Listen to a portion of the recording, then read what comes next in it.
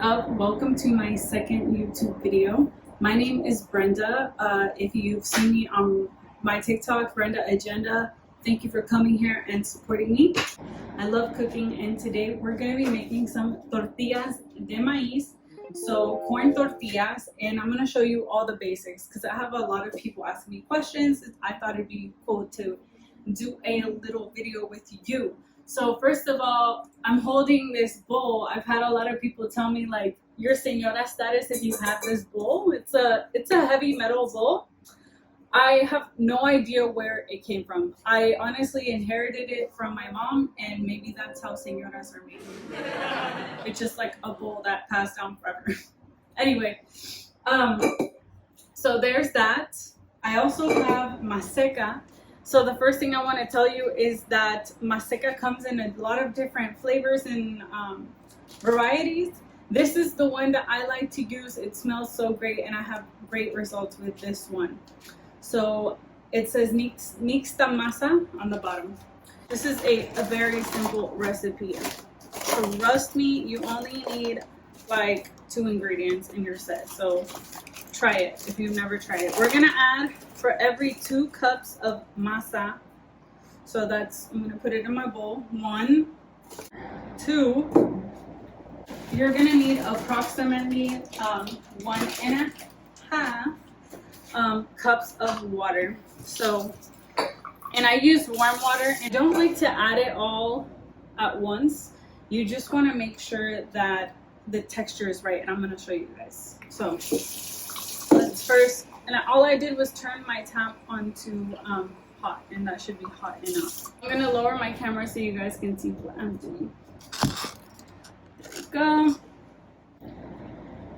I'm going to do 1 cup at first. And you're gonna take your hands and move it around like this. It should be turning into this texture. Do you see how messy it is? So it should be turning into a texture that's easier and easier to handle.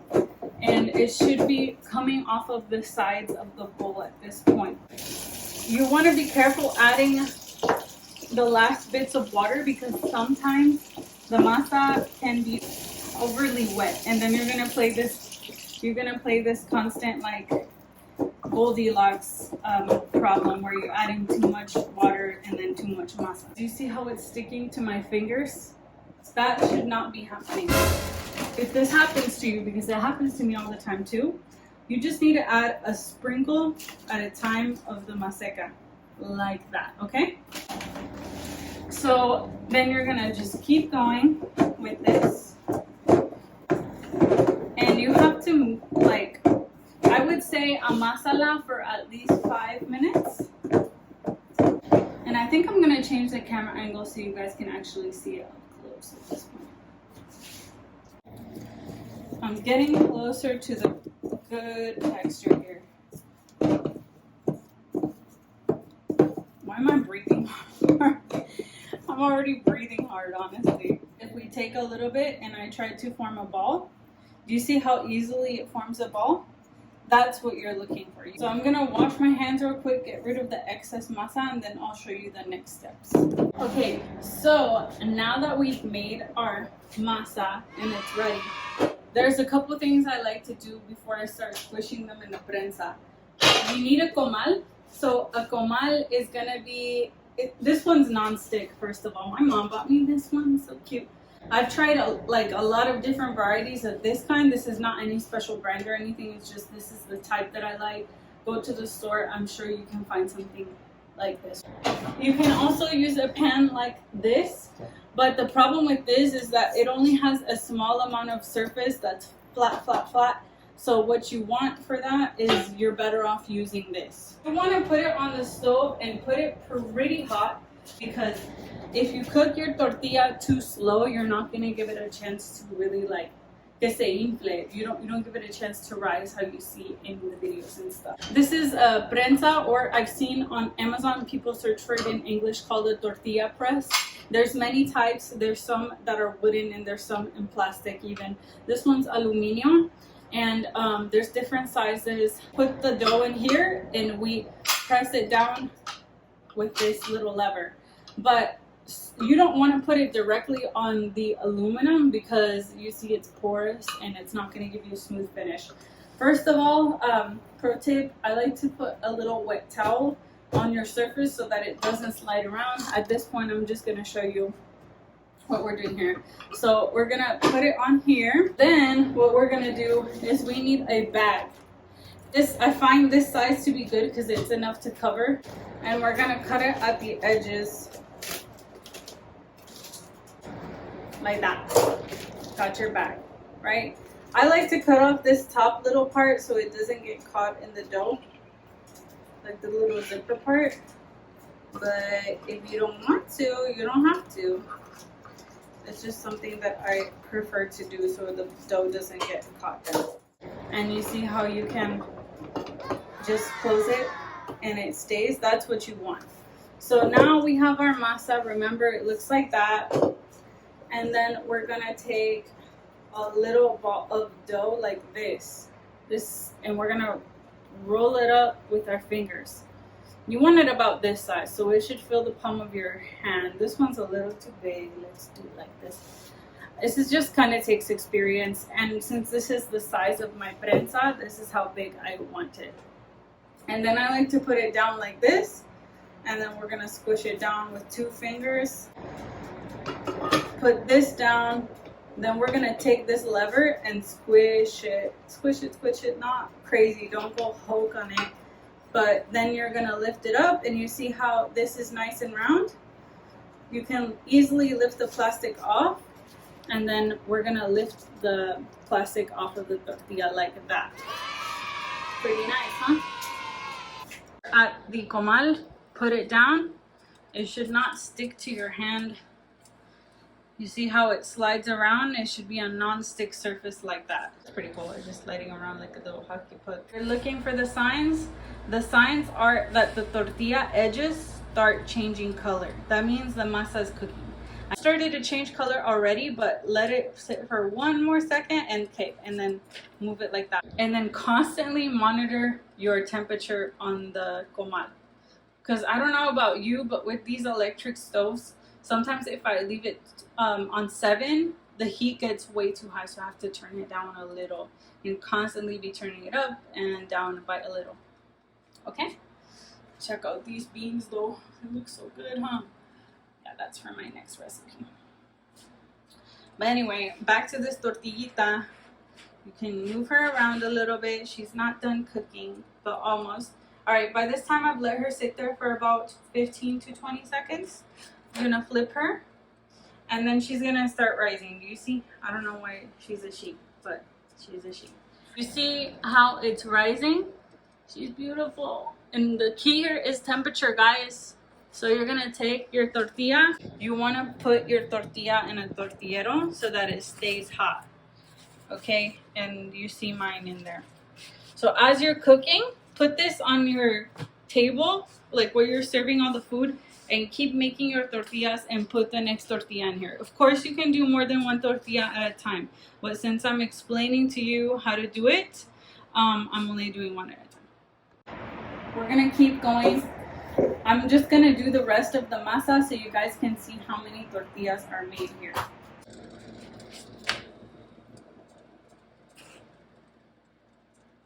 Okay, so we made our tortillas, and these tortillas are nice and warm. And let me count how many we ended up making. 1, 2, 3, 4, 5, 6, 7, 8, 9. So I made 9 tortillas. Let me show you a close-up. So I have my frijolitos. Look how good they look. They look so nice, and the broth is nice and clear. So these are frijoles peruanos, nothing special with them. And then I also have queso fresco. Highly recommend with some tortillas recién hechas. Ahorita no me voy a sentar a comer. I'm not trying to sit down and have a whole meal. I just would like to chat with you guys a little bit because I don't really get the chance to on TikTok except for when I'm on live. Dude, it's hot out here. And like more when you're cooking. But why am I breathing hard? So it should be nice and soft like this. And then typically what I like to do, we're gonna do a little taste test here. a little bit of queso fresco. Dude, right now I'm ashamed to say, but I ran out of salsa in my house, which I'm gonna make after this. But like I wanted to do a quick taste test with the fresh tortillas. Duh. So here's our taco de queso fresco, and we're gonna take a little bite.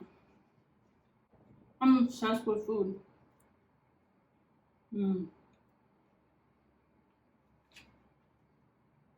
This, I would give it 1,000,000 out of 10 because there is no taste like in the smell of fresh homemade tortillas.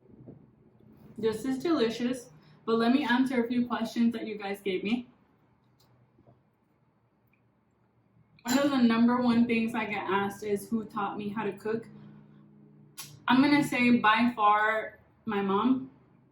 So my mom, if you've ever seen my TikTok videos, my mom, her nickname is La Güera. So everybody calls her La Güera, and in Spanish that means like the light skinned one, or light skinned girl. I'm clearly not light skinned, but she's still my mom though. My dad's the one who's like my complexion. And so my mom from a very young age, she would tell me like, oh, come here to the kitchen, like we're talking around 8 years old. She wouldn't make me cook or anything at 8 years old, but she just wanted me to be around her, right? And she would tell me to like follow her around in the kitchen, and she would be like, sácame las cosas para hacer el arroz, which means can you take out all the ingredients to start making the rice? And after a while, after seeing my mom cook, I'd be like, oh, she uses this, she uses that, this is how she makes that. She was training me in a way. And from that experience where I would follow her around, I really learned how to cook a lot of different things. And as I got older, then she started trusting me a little more. Of course, she is still the boss of the kitchen, so I cannot say that she is not the master chef. I am not the master chef. She is still the master chef. I will still yield to her when oops, that little bean jumped out. If she's in the kitchen, she's like levels up above me. You know what I mean? Oh, she's the chef. I'm the little chef. I'm a baby chef. You know what? I forgot to do the thumbs up.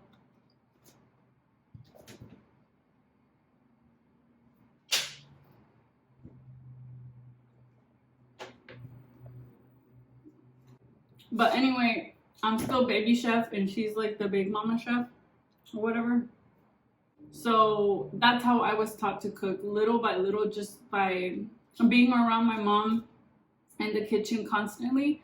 I was able to learn from her. In our family, it's very typical that the females do this. I understand like the sexism and whatever behind that, but like my parents grew up old school, so I don't blame them for having this way of thinking. Like there was a lot of gender roles divided, and a lot of the times females are expected, I'm Mexican by the way, to pick up the role of like cooking and housekeeping. So I feel like that's why my mom mentored me to have these skills. But overall, I think our family does love cooking.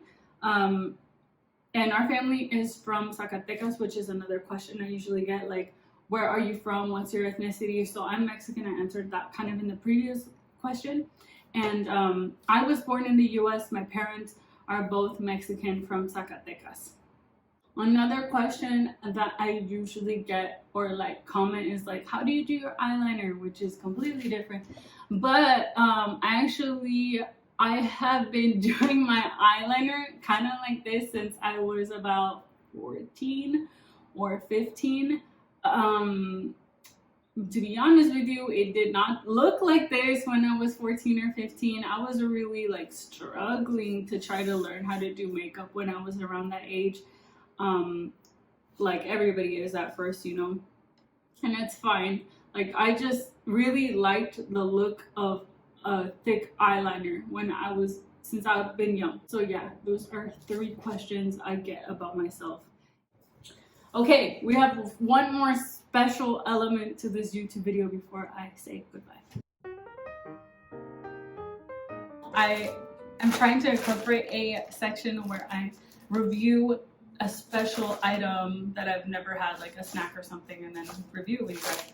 So for this review, we're going to be doing something called cornbreads. If you're trying to sell me something, easy. You have to either make it sparkly or bright, and it catches my attention. So this bag caught my attention because of the colors. It's called Corn Chips by the marca Diana, and it says sugar-coated vanilla flavored corn smacks. All right, that's what it looks like. And then we're gonna open and do a smell test.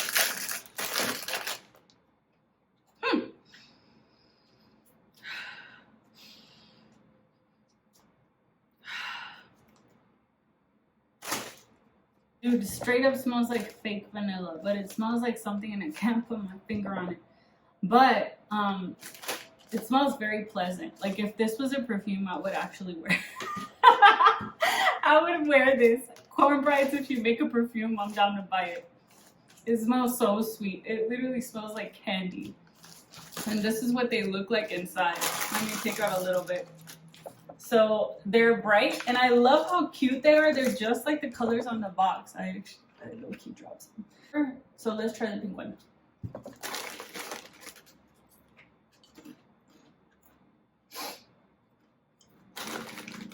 These taste like Fruit Loops, but excuse me, a little bit sweeter.